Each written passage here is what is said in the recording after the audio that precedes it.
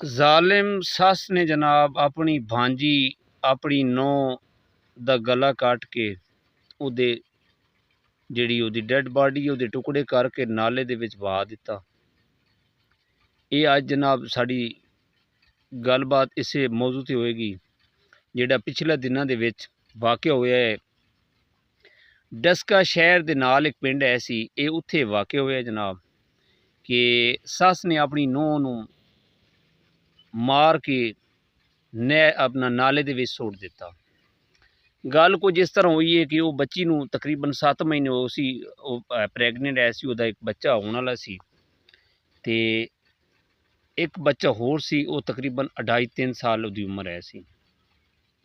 ਇਸ ਬੱਚੀ ਦਾ ਨਾਂ ਸੀ ਜ਼ਾਰਾ। ਇਹ ਇਸ ਜਿਹੜੀ ਸੱਸ ਸੀ ਇਹ ਅਜ਼ੀਜ਼ਾ ਨਾਂ ਦੀ ਔਰਤ ਸੀ, ਇਹਦੀ ਭਾਂਜੀ ਸੀ ਜਨਾਬ। ਤੇ ਇਹ ਉਹਨੇ ਵਿਆਹ ਕੇ ਲਿਆਈ ਸੀ। ਗੁਜਰਾਂਵਾਲੇ ਦੇ ਵਿੱਚ ਇਹਦੀ ਹਮਸ਼ੀਰਾ ਹੁੰਦੀ ਸੀ ਜਨਾਬ।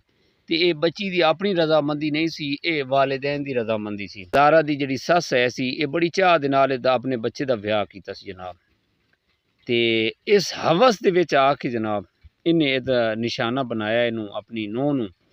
ਇਸ ਜਿਹੜੀ ਇਹਦੀ ਜ਼ਾਰਾ ਦੀ ਸੱਸ ਹੈ ਸੀ, ਇਹਦੀ ਇੱਕ ਹੋਰ ਨੂੰਹ ਸੀ, ਯਾਨੀ ਕਿ ਨਿਨਾਣ, ਜ਼ਾਰਾ ਦੀ ਇੱਕ ਨਿਨਾਣ ਹੈ ਸੀ, ਜਿਨ੍ਹਾਂ ਨੇ ਰਲ ਕੇ ਪ੍ਰਾਪੂਗੰਡਾ ਬਣਾਇਆ ਜਨਾਬ। ਬਾਜ਼ਾਰ ਗਈਆਂ ਨੇ ਜਨਾਬ, ਬਾਜ਼ਾਰ ਦੇ ਵਿੱਚੋਂ ਇੱਕ ਟੋਕਾ ਖਰੀਦਿਆ, ਇੱਕ ਛੁਰੀ ਖਰੀਦੀ ਜਨਾਬ।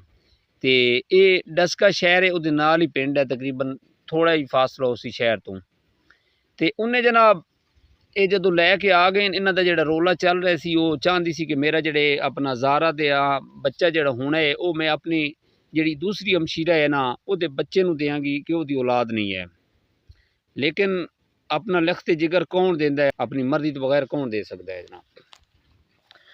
ਅੱਛਾ, ਇਹਦਾ ਜਨਾਬ ਨਾ ਮੀਆਂ ਸੀ ਬਾਹਰ, ਮੀਆਂ ਦੇ ਨਾਲ ਵੀ ਇਹਦੀ ਪਿਆਰ ਮੁਹੱਬਤ ਯਾਨੀ ਕਿ ਸਲਾਮ ਦੁਆ ਜਿਸ ਤਰ੍ਹਾਂ को ਹੁੰਦਾ है कि अरेंज मैरिज हुई, लेकिन वो कन्वर्ट हो गई, अच्छी ज़िंदगी गुजर रही सी जनाब। तो इन्होंने एक प्रापोगंडा बनाया। हुण तकरीबन 7 ਤੋਂ 8 ਜਿਹੜੀ ਹੁਣ ਤਫਤੀਸ਼ ਹੋ ਰਹੀ ਹੈ, ਇਹਦੇ ਵਿੱਚ ਤਕਰੀਬਨ ਇਹਦੇ ਵਿੱਚ 7 ਤੋਂ 8 ਬੰਦੇ ਉਹਨਾਂ ਨੇ ਮੁਲਵਿਸ ਕਰ ਲਏ ਨੇ ਇਸ ਕੇਸ ਦੇ ਵਿੱਚ ਜਿਹੜਾ ਇਹਨਾਂ ਨੇ ਵਕੂਆ ਕੀਤਾ। ਅੱਛਾ, ਉਹ ਜਨਾਬ ਜਿਹੜੀ ਇਹਦੀ ਜ਼ਾਰਾ ਦੀ ਸੱਸ ਹੈ ਸੀ, ਸਕੀ ਮਾਸੀ ਸੀ, ਇਹ ਜ਼ਾਰਾ ਇਹਦੀ ਭਾਂਜੀ ਸੀ ਜਨਾਬ। इस बनेई नूं जनाब इंज ज़बा कीता है, अल्लाह ताला माफ़ करे, अल्लाह ताला दुश्मनों तो बचाए। कुफार दे विच पहले ये जनाब अपनी बच्चियां नूं वो जिंदा दफना देंदे हैं, वो वाक़यात बड़े सुने ने। इन्ना जनाब इन्ना नौ ने ते अपना जिहड़ी इहदी सस है सी ज़ारा दी, उन्हें ने बाजार दे विचों टोका लैके आईयां ने, छुरी लैके आईयां ने जनाब। ਤੇ ਉਹਨਾਂ ਨੇ ਬੜੇ ਪਿਆਰ ਦੇ ਨਾਲ ਨਾ ਉਹ ਕੇਕ ਬਣਾਇਆ ਕੇਲੇ ਦਾ, ਉਹਦੇ ਵਿੱਚ ਉਹਨਾਂ ਨੇ ਨਾਲ ਉਹ ਲੈ ਕੇ ਆਈਆਂ ਸੀ ਜ਼ਹਿਰੀਲੀ ਗੋਲੀਆਂ ਹੀ ਲੈ ਕੇ ਆਈਆਂ ਸੀ ਜਨਾਬ। ਉਹਨਾਂ ਨੇ ਉਹ ਜ਼ਹਿਰੀਲੀ ਗੋਲੀਆਂ ਦਿੱਤੀਆਂ ਨੇ ਜਨਾਬ, ਕੇਲੇ ਦੇ ਸ਼ੇਕ ਬਣਾ ਕੇ। ਉਹ बेचारी बेहोश हुई है ज़ारा, एक बारी हुई है, दूसरी बार फिर जनाब उन्होंने इंजैक्शन लाया ने। इंजैक्शन ला के बेहोशी दे विच उन्होंने जनाब जिहड़ी इहदी नूंह है, दूसरी निनाण है सी ज़ारा दी, उन्हें उहदे जनाब पैर बद्धे ने, हथ बद्धे ने, उन्होंने उल्टा लिटा दिता है। जिस तरह कुर्बानी का जानवर ज़बह करना होवे ना तो उन्होंने लिटाया जाता है जनाब, वो हाथ पैर बन दिते जाते हैं जनाब। इन्हें भी सेम इस तरह किया जनाब, वो पैर भी बन दिते ने ते ओदी हथ भी बन के ते ओदी धौण दे उत्ते जनाब ये जालिम औरत जिहड़ी इहदी सस सी, इहदी मासी ज़ारा दी, वो बह गई है जनाब। सस ने छुरी चला के ना धड़ तो सर उहदा अलग कर दिता है जनाब। अच्छा, वो जनाब इन्हां दा एक बच्चा सी नवीद नां दा, मौलवी तुसीं देख रहे हो, ये जनाब लाहौरों इन्होंने उन्हें बुलवा के जिहड़ा गवाड़ियां दा घर है उत्थों लैके आए ने। इन्हां दा जिहड़ा सामने वाला घर सी ना, उन्होंने CCTV कैमरा लाए हुए सी, CCTV कैमरा लाए हुए सी ताकि कोई चोर या अगे पिछे मशकूक बंदा नज़र आवे। इन्होंने जनाब वो गवाड़िया का जो बैक साइड ते घर सी उहदे विच उन्होंने दाखिल किया तो उन्होंने गवाड़ी ने पूछा तो तुहाडे गेट वालू कोई नहीं है। वो इन्होंने जनाब कहा कि फलांग के जा रहे, उन्होंने कहा जी साडे गेट दे विच करंट है तो जिस वजह तो असीं इधर लैके जा रहे हैं इस साइड तो वो लाक है।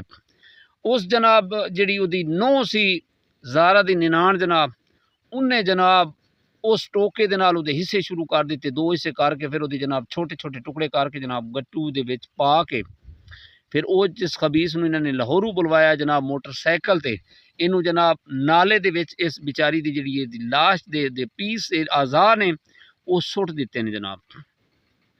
ये सकी मासी सी ज़ारा दी ते इहदी जिहड़ी अपना इहदी जिहड़ी सस ऐसी है अजीज़ा नां दी जिहड़ी औरत है ज़ारा दी सस, ਜ਼ਾਰਾ ਦੀ ਮਾਂ ਉਹ ਗੁਜਰਾਂਵਾਲੇ ਦੀ ਸੀ ਜਨਾਬ। ਇਹ ਗੁਜਰਾਂਵਾਲੇ ਨੇ ਸ਼ਾਦੀ ਕੀਤੀ ਸੀ, ਉਹਲੇ ਬੜੇ ਚਾਅ ਦੇ ਨਾਲ ਇਹ ਪੁੱਤਰ ਦੇ ਨੇ ਵਿਆਹ ਕੀਤਾ ਸੀ।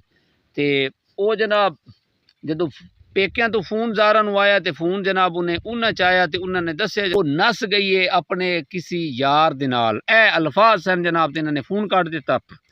ਫਿਰ ਜਨਾਬ ਉਰੂ ਪਰੂ ਅੱਗੇ ਪਿੱਛੇ ਤੇ ਉਹ ਆ ਗਏ ਜਨਾਬ। ਜਦੋਂ 15 ਤੇ ਕਾਲ ਹੋਈ, पूछ गछ ਹੋਈ, ਉਹਦੇ ਵਿੱਚ ਉਹ ਜਨਾਬ ਉਹਦੀ ਜਿਹੜੀ ਜ਼ਾਰਾ ਦੀ ਸੱਸ ਐਸੀ ਉਹ ਮੰਨ ਗਈ ਕਿ ਮੇਰੇ ਕੋਲ ਇਹ ਜ਼ੁਲਮ ਹੋਏ ਤੇ मैं बड़ी पछता रही हाँ। इन्होंने यकीन करो कि ये बहुत बड़ा जुल्म किया है। अल्लाह ताला जजा सज़ा देने वाला है, लेकिन ये इन्होंने जुल्म की अखीर कर दी है। इन्हों हया भी नहीं आया, इन्हों डर भी नहीं आया कि एक दो रूहां ने जनाब, एक रूह के अंदर ऐसी बेचारे जी 7 माह का बच्चा सी ओदा ते जेड़ा इन्होंने उसदे नाल जुल्म किया है, बहुत बड़ा जुल्म किया है। और मेरा यही पैगाम है कि रिश्ते करो सोच समझ के करो।